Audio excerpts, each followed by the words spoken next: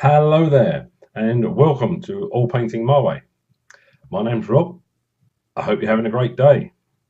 Right, we finally made it to the last video in the sequence. This is video sequence number 8.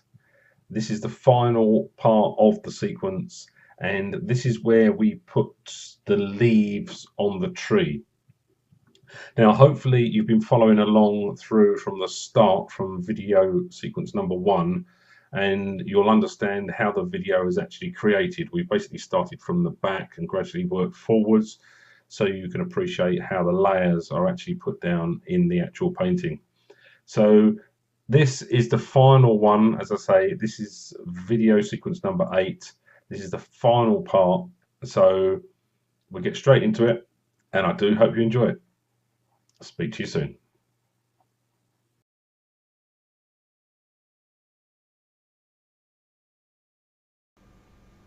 So what we're going to do now then, we're just going to put some leaves on the tree. Hopefully then that will be the painting done. And you can basically see how it's come to all together by starting with the background and gradually working forwards. But for now what we're going to do, we're just going to use a small brush. This is a small short-handled number 6 filbert. We're just going to put some darks on there, just like we do with the bushes. You put the darks on first because that makes out the highlights stand up.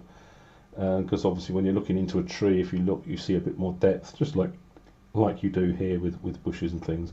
So we're just going to get a dark colour. It can be some burnt umber and some sap green. Just see how we go. Just got a little bit there on the brush, and then just think about where your leaves are going to be, and we're not painting them individually, we're literally just flicking, twist the brush as you're putting these on. You're literally just dancing around in all different directions.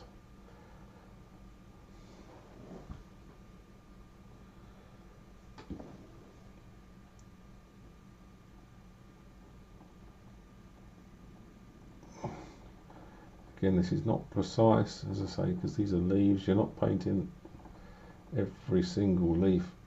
This is just a dark base colour. Okay, this is burnt umber and sap green, and you're literally just dancing that brush around, twist and turn.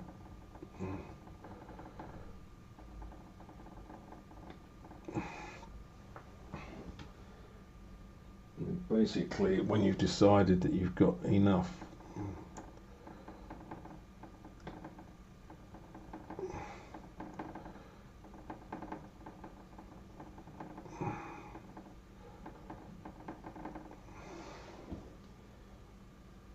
again, vary the amounts. Don't just put an equal amount of sap green. If you mix the pool up, just go from one side to the other. Like if you don't mix it completely, so you've got a lighter side and a darker side, and vary, because although these are the shadows, these are the base colours of the leaves. Again, if you're looking into a bush or something, some of the darks will look darker than the other darks. I hope that makes sense.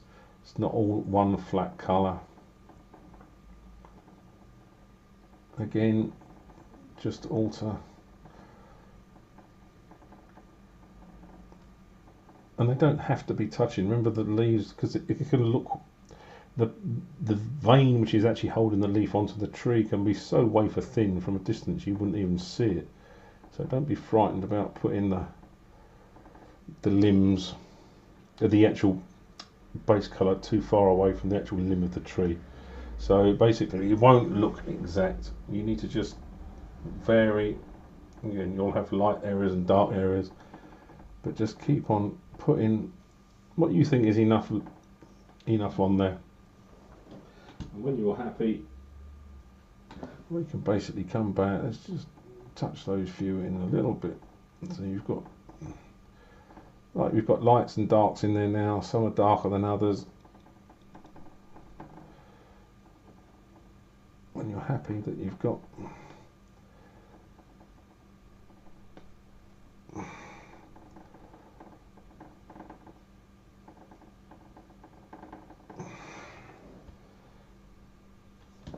happy that you've got enough in there. And then we can start putting on some colouring.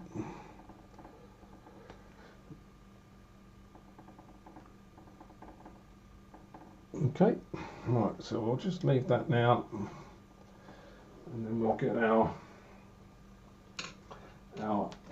other brush, and we'll go for some lighter colours. Now we'll probably go with something along the lines, I think, of one of these lighter colours. We could go for the green. I don't think we want to go for the red, although we could do either colour. I mean, that's up to you. If it's your painting, you decide what you actually want to do. In fact, I might actually do the red. Just this is a demonstration, so I could actually use that red just to show you. If it goes wrong, I do apologise, but basically what you're doing, again, you're varying the tones.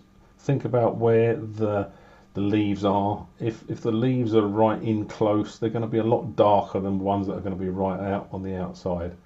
So again, just like you did with your highlights, you're literally just twisting and turning. Not your highlight, sorry, your base colour. This is the highlight. Just keep twisting and turning. You might have to keep wiping the brush because you'll be picking up the base colour that you put down.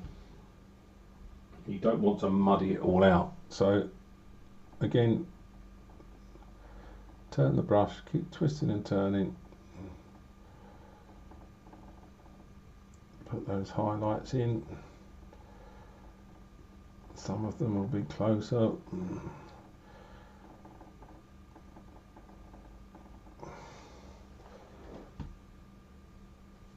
Again, there's certain bits you want to push harder because it just makes like a bigger leaf.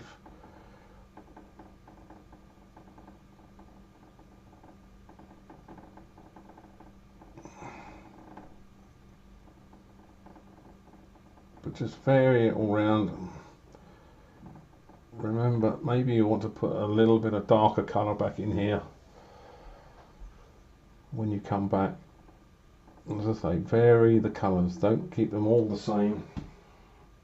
Again, when you actually mix the paint, I think I previously mentioned, don't mix it completely to one colour. If you're doing stuff like this, painting something like this, because the more various colours you've got, the varying colours will help with the composition. Obviously, if you're painting an object, an inanimate object, which is completely one colour, then that's fine. But when you're doing something like a leaves or a bush or grass, the less you mix it, the better, because you're getting all of the mid-tones, the high tones, the dark tones within the whole painting itself. Now obviously when I come back over here, I'm actually darkening this colour up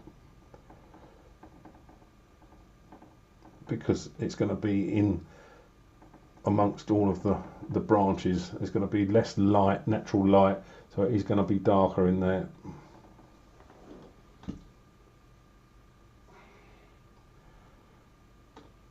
And then what you want to do, just vary, as I say, I've just put a tiny little speck of titanium white, and as you can see what that does, it just brightens up the edge. If you just put in the little bits of titanium white near, again it's up to you where you put your colours, how you mix your colours. I'm just giving you my own advice on what I actually do, so hopefully you find this useful. Again, just vary these colours.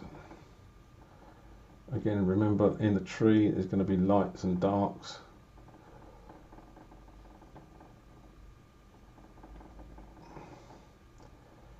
It just breaks up the monotony, the more varying colours. But just remember when you get into it's going to be a lot darker.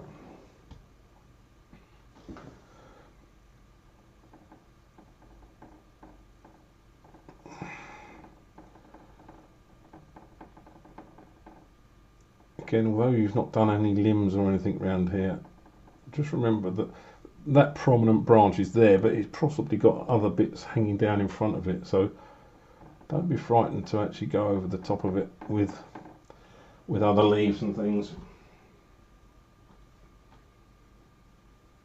Again, remember it is getting darker the further in here you come.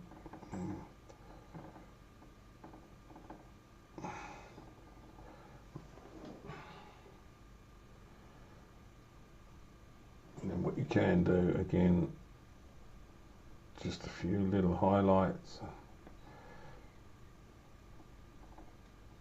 Excuse my hand again if it's in front of the camera. Just a few little specks of titanium white with a touch of cad yellow,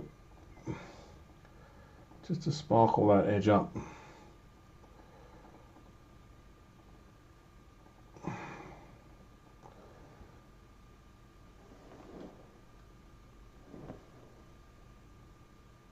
Just a few, don't go too mad as always.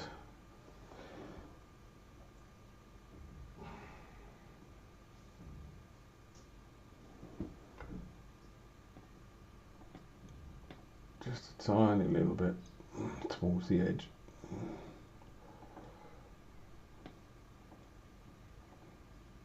Again, just remember to keep turning the brush.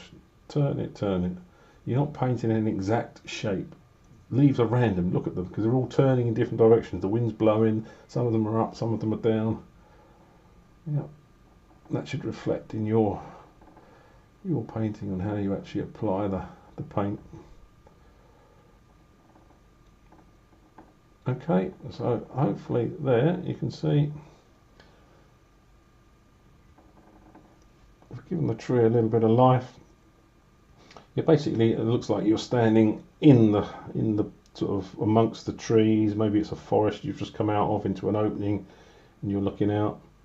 So what we'll do is we'll call that done. Hopefully you enjoyed that and you've gone through the series and you've watched all of these, and hopefully you've learned something and you can put it all together and try it out. So we'll call this one finished. I hope you enjoyed it, and we'll see you in another video. Bye bye.